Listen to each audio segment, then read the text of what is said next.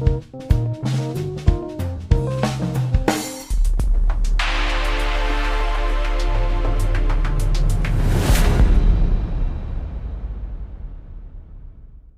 mentioned that back in '88, you almost had your first concert that you were being a part of with up in Toronto, I think you said, Yeah, with the Toronto Symphony.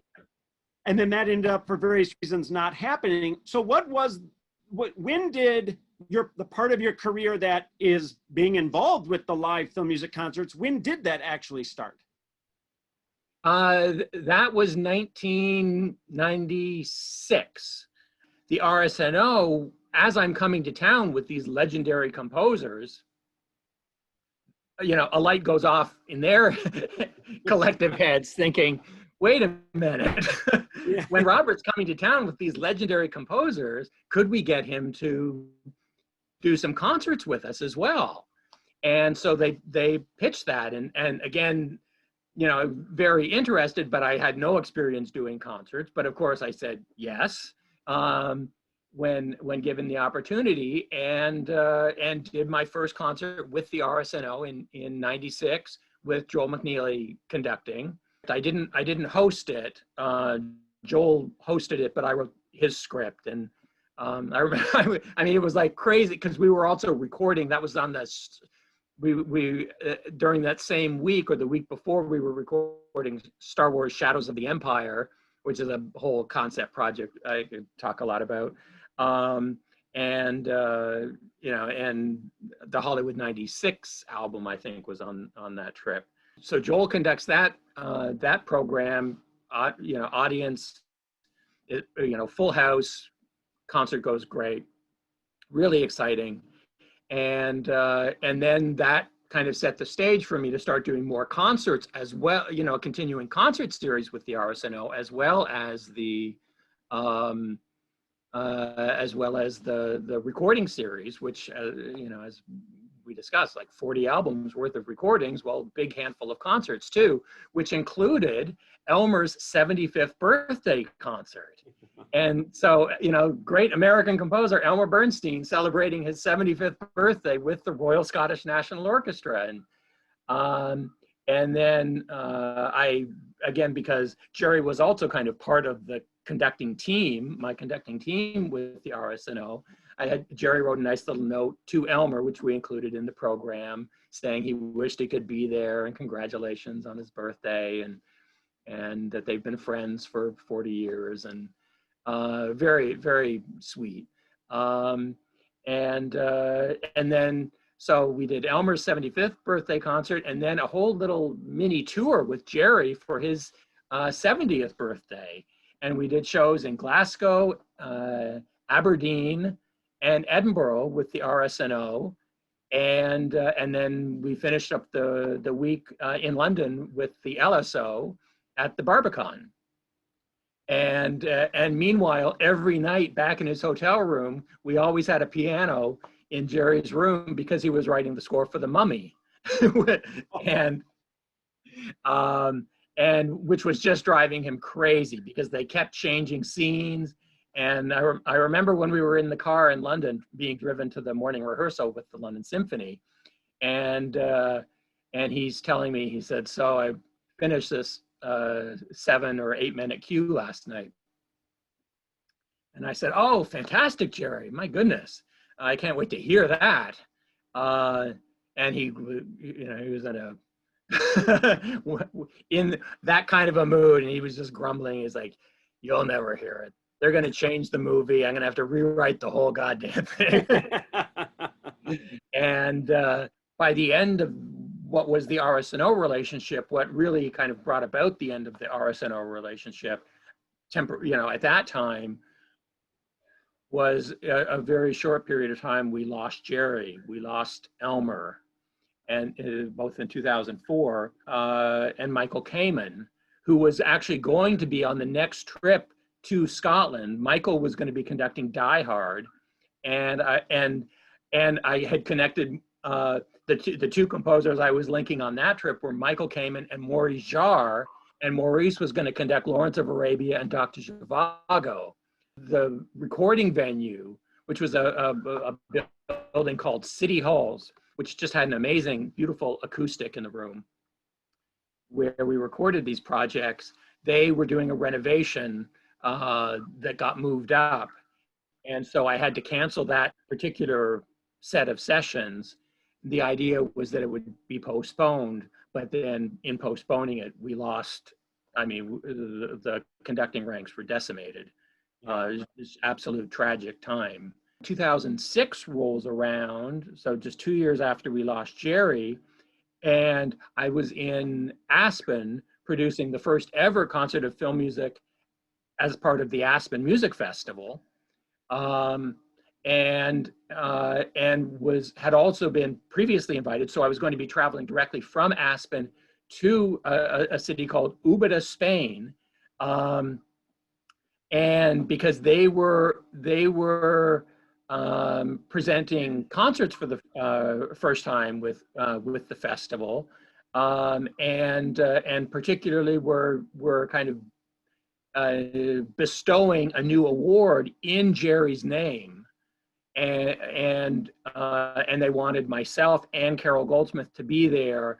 So we were invited to be part of this festival and be there for the presentation of the award, which also included being there with Basil. And I've done almost all of Basil's albums over the years. And this ended up being just such a moving experience of Basil conducting Conan live in concert. Seeing what that festival did for Basil's own spirits, and just the experience that being surrounded by that much love, what that did for him at the time really touched me and meant a lot to me. And so I was just 100% on board to do everything I could to try and help the festival and be supportive in the years, for the following year, kind of reciprocating that support where, they appreciated what I was doing for them so much. They asked if I would become the festival's artistic director. There were so many composers giving me their CDs that one of the representatives of the festival was like following me around with the box, so I could kind of, oh, thank you, and then I'd turn around and put it in the box, and thank you, and put it. I mean, it was just like a conveyor belt of music kind of coming at me from all these wonderful composers. Well, following my Goldsmith seminar that day, one of the composers was Diego Navarro, and he, I think, gave me some of his music as well, but also explained that one of his dream was to possibly one day create a film music festival on his home island of Tenerife. And he told me about it. Of course, I had no idea what, it's like, wah, wah, wah, wah, wah. I mean, I didn't know where Tenerife was. And now they just finished their 14th year. 14th year, of which I've been part of it all 14 years. I was there right from the beginning, year one. Such a beautiful island. Well, as you know, I mean, you got to be part of it as well, thanks to getting to connect with Diego at the Perez concert. Yeah, that was. I've got to say that it's a great festival, and I really enjoyed being there.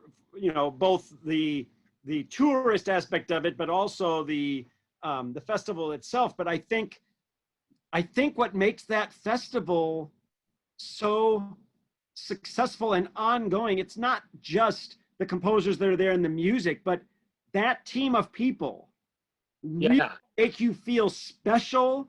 And they're good people who are enjoyable to be around. They want to socialize with you. It's kind of like you're going to hang out with a bunch of friends and people you just met that want to know you more, and not just going to do a job. Yeah. You feel like you're there to enjoy it with these people. It's fun. Yeah. No, it's and it's largely a family enterprise. Right. There's Diego and Anna, husband and wife, and then and Diego's producer, Pedro Morita. And then the rest of Diego's family and each of their mothers. And I mean, it's a beautiful group of people, exactly as you say. And you've done all these albums. You've worked with all of these composers. You have all of these relationships, all of these stories. You've been able to now since '96, start sharing these stories on stage by helping to create concerts, to host concerts, to tell the stories. So from somebody who is that connected to the whole industry, both from the recording side, the soundtrack side, and the live concert side, where do you see film music going, both on the recording side, but also on the concert side? Yes, absolutely, actually, because yeah, that's, I mean, the way my mind works, it's always, you know, it's like not one that kind of follows the path. It's okay, well, what path would I like to pursue next? You know, and so for me, the real, what I had been working towards, you know, if we look back kind of in the final years, or, you know, towards, as the Varese years and story were kind of coming to an end, and in 2012, it was purchased by Cutting Edge Music Group. And Cutting Edge believed in my vision of creating a synergy between the film music recordings, the soundtracks I was releasing, and the new recordings I was doing of film music, and presenting them live in concert, and using the concerts as an opportunity to create even a new repertoire, you know, which has always been part of my vision for what these concerts can be, because I like inviting my composer friends to be part of the shows, but in doing so, not just taking a cue that they wrote for a film and then porting it onto the stage, but taking it as an opportunity. For example, what we did with Christopher Young on Ghost Rider, where it becomes a whole new work, where he takes the score, the composer, you know, Chris Young in that case, or other composers with other scores, takes the score as written for the film, but creates a whole new orchestral work. And whether it's, you know, for heavy metal band with choir and orchestra, as Ghost Rider was, or even though we had already lost Elmer, for me to involve Randy Edelman, who did the special Ghostbusters suite. And Randy was the composer on Ghostbusters 2, and actually had conversations with Elmer, you know, about score, you know, coming into the franchise on that. So there was a connection, a reason why Randy was the guy I approached to do that particular suite. And so he was so excited to be part of that, and you'll remember how moved he was doing the introduction and talking about his memories of Elmer and whatnot. But in that case, to create a large-scale 13-minute suite for flute and orchestra, where the Ons Martineau part from the film was kind of rewritten and voiced as a special flute solo, and then rewritten in terms of just a large-scale arrangement as a fantasy for flute and orchestra for Sara Andon, and have Sara as the soloist in that performance, and then other pieces, you know, others that have been done for Sara, or other soloists, violin pieces, and so I love being able to use the concerts to create repertoire. So that's certainly an ongoing, you know, inspirational aspect of the concerts I do, and I do that all over the world. So that when, you know, if a composer gets an invitation to me to come to Krakow or come to Tenerife or whatnot, well, you know, it's a win-win for everybody, but it's not a free it's not a free ride where they're not going to have some work to do, because I'm probably going to say, there's going to be a call somewhere along the line saying, you know, I've got an idea. Yeah, right. Famous words. Yeah, when I invited Jeff Beal to Krakow, I thought my idea, he was going to be part of and was part ultimately of a concert celebrating great music from television, and he did a new suite from House of Cards for that concert. But then even that wasn't enough for all that I had in mind for Jeff. And I thought, Jeff, here's my idea. I think it would be really cool to open the whole show with a suite of great scores for HBO. Would you be up for arranging the first official HBO overture? And he's like, absolutely. And that's how the show began, with Jeff Beal conducting in the Torrin Arena with a 15,000 person audience, with a world premiere of the HBO Overture. Those aspects of just taking film music in new directions, and even, you know, recording wise now, of course, my most recent recording is Cinema Morricone, and then just today released a special kind of follow-up single called Ennio Morricone Return to Life, which was the whole project was a duet idea that I had, because I had done a John Williams album with a great Italian pianist named Simone Pedroni. And Simone's a Van Cliburn competition gold medalist. So in terms of, you know, virtuoso piano performance, it's the top of the top, you know. And I was really thrilled with the John Williams album that I did with Simone, as was John. But then also I was looking for I had a solo project in mind for Sara Andon, because I was wanting to do an Ennio Morricone recording that was intimate. You know, he's got all these huge scores, you know, beautiful scores, endless, you know, masterful melodies and whatnot. But I was very aware of how much beautiful writing he had done featuring flute. It was the John Williams album that kind of gave me the idea of feeling that Simone was the right guy. Mm-hmm. And then this was a project that also was really the transition from from recording and doing all of my production work for Varese Saraband. Cinema Morricone became my first transition project that was a production of my new production company, Robert Townson Productions, but connecting Robert Townson Productions with Sony Classical. So immediately kind of going from, well, the great history of Varese Saraband to the biggest classical label in the world. Not bad, yeah. And so I was very happy to realize how much enthusiasm they had for doing some collaborations, and then just earlier today we launched the new single, which, you know, the idea behind that, just while we're kind of on the subject, was, of course, we all suffered the just heartbreaking beyond words loss of losing the great maestro Ennio Morricone this summer in July. And we had actually this was an idea of a recording that it was a piece I had wanted originally to include on the album, the Cinema Morricone album, but Simone was having a hard time figuring out how to tackle it, and so the arrangement didn't get done in time to include it on the album. But I really believed in it and kept pushing him to do it, even though we no longer even had an album to include it on.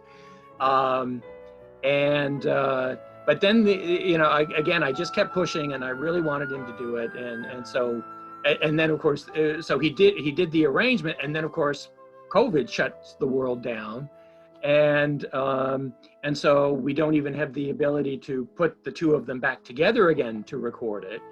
But Sara had done so much work setting up a remote recording studio to be able to record on scores in Los Angeles that were being forced into, in order to even proceed, they're having to record musicians remotely. And so she built just a top level remote studio here. And so that opened the door to, oh, okay, what if I wonder if we could do this piece, even though it's, to do a duet, but make it done remotely, where you still sound like you're playing together in a room, and that it's a great room. That we'll have our work cut out for us, but we really pulled it off. I mean, I couldn't be happier with how it turned out, the sound, the performance, and people have been commenting all day since hearing it just earlier today for the first time, saying, I can't believe how good this is and how much it really sounds like you two are playing together. So where can people hear this? It's available. So I mean, it's at Amazon and iTunes and all the Sony Classics. It's on Sony Classical. Posted it last night, and I shared the link on my Facebook, all the social media. And say again, what's the title they're searching for in case they didn't hear? It's Ennio Morricone, Return to Life. It's a piece he wrote for a movie called Fateless from 2005. It's another example, as we've touched on a few times throughout this whole conversation, of how your passion is not, it doesn't lie in just the concept of music on film. That's where it starts from, but it's really a passion about this music and the composers and the people behind it that make it what it is. And now your career's evolved into this place, as you kind of just described, where you're wanting to take that a step further to showcase, it's almost like saying this music is so great and what these composers have done is so great. Look, I can even have it be reinvented a little bit and it's still great. That shows how great it actually is on the film, on the concert stage, reimagined in a new context. And it's not just about a box office win for the movie or the soundtrack that's going to sell a lot. It's about the art of what is being created. Exactly. And it's all personal. I mean, I take it all personally. I produce from a personal point of view. It's I'm not trying to certainly be anybody else. Matching, the right personalities and set of talents up on the right projects. And that's in essence what a producer does. And then the other thing I've kind of been working on, that's also an extension of all of this is a strong belief that film music in concert absolutely deserves to be performed more frequently than just in film music concerts. That it is time to, we've gotten to the point where you can have Korngold's Adventures of Robin Hood or Elizabeth in Essex or the Seahawk. That a great Korngold score can be performed in a concert alongside of a Beethoven symphony or a Rachmaninoff concerto, or so that happens. But it's like it took decades for that to happen. Now, my belief is the next composers that will kind of take the elevated step into the repertoire. I could see it being, Bernard Herrmann, Alex North, Jerry Goldsmith as kind of the next generation, if you will, of composers that will kind of be elevated in that way. But my feeling is, I mean, through the film music festivals around the world and concerts, I've had the opportunity of showing that so many more composers, if we go back 20 years and 30 years, the only composers who ever got to perform live were John Williams, Jerry Goldsmith, Henry Mancini. Everybody else almost never had a chance. And then there were a couple guys that had a few opportunities. We've been able to give so many people, so many more people the chance of doing that, thanks to the festivals of the world in Krakow and Ghent and Tenerife and Vienna, of concertizing their music, but kind of merging all of that together is my belief that I think a classical film music season could be absolutely presented where almost every concert could include some aspect of film music, some piece where it's ridiculous that it's not happening. We don't need to have a cutoff year that anything beyond 1940 or 50 will just never get played. well, screw that. And so I've actually created essentially at least a 2-season, two full seasons of classical programs where it brings the worlds of classical and film music together. Certainly one of the ideas I have is to try and, find a strong enough orchestra where I can really present these programs throughout as a full season, and demonstrate that this is what a modern day symphony season can look like. It's in no way setting us, it's not overprinting classical. Of course, the classical is classical for a reason. These are the great symphonies and concertos of all time. We're not replacing them, but there is a way of presenting them that is more relevant than having it be as though it's a painting hanging on a wall. It's more living and breathing. And your idea, I mean, first of all, I think it's a phenomenal idea, and I think it's definitely a direction that needs to happen. And I think what you're doing is a benefit both for classical music and for film music. Yeah, I really believe that. That's why I'm really kind of passionately behind this idea. Yeah, where I want this to be a big part of my next step. Yeah, I tell you, I mean, when I started the Golden State Pops, getting back to something you said a little bit earlier, the whole idea was I was tired. When you said that John Williams, Jerry Goldsmith, and Mancini, that was it. That was all that was being performed regularly. And I remember in 2001, after thinking about this for many years, I'm like, I'm tired that every time somebody talks about doing a film music concert, it seems like that an orchestra that wants to do that, at least in the United States, was always like, okay, it's our fundraising throwaway concert. Let's just pull up the standards that everyone always does, and that's our film music concert. And I remember thinking, I don't like that. I don't want to be a part of that. And I said to my wife, I'm either going to audition for orchestras to try to get conducting jobs and have orchestras telling me they don't want to do what I want to do, or I've just got to start an orchestra that does the kind of concerts that I would like to see happen. And I'm proud of the way we've grown over the years and the things we've done. But what you're talking about is now saying, what's the next step, the next level for this? Yeah. But it's really kind of inspiring for me to try and do what I can to take things to the next step in that world. In both, I do recordings and concerts, and right now that being the next big step, I think, for bringing film music to new audiences in concert. So there's something that I like to do that kind of wraps everything up that I call the speed round. And so I have 5 questions I'm going to ask you, and one at a time, not all at once. So it's like the James Lipton. That's exactly what it is. A couple of the questions actually come from James Lipton.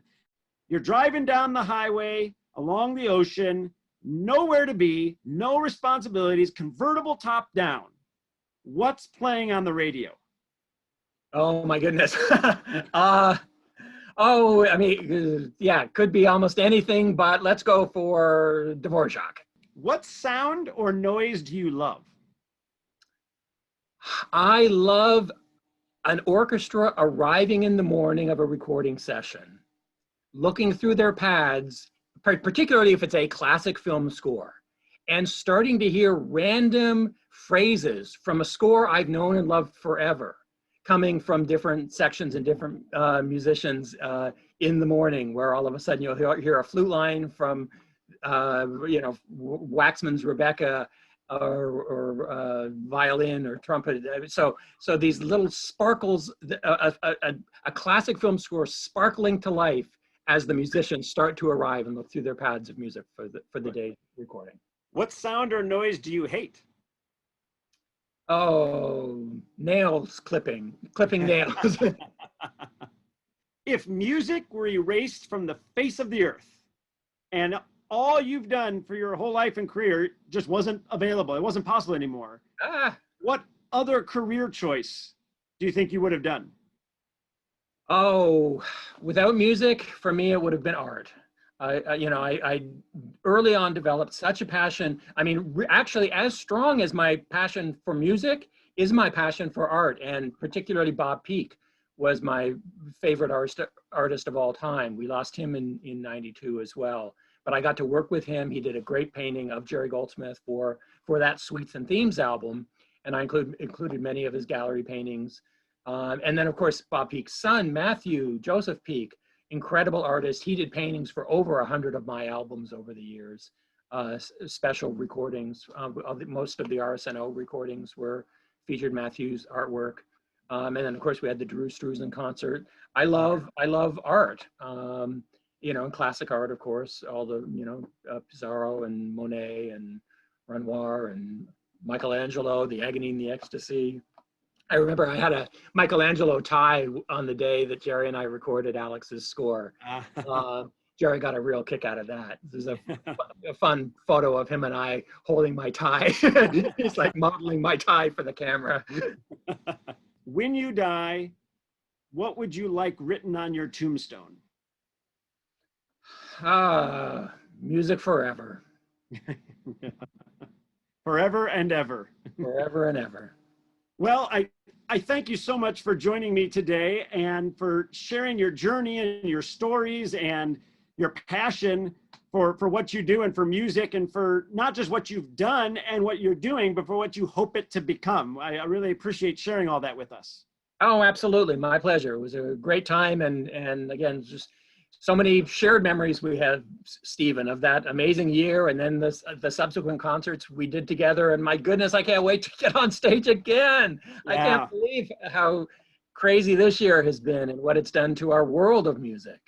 Well, thank you everybody for watching, and I look forward to seeing you in the future. And once again, Robert, thank you for sharing with us. Thank you, Stephen. Yes, have a good night, everybody, and see you next time.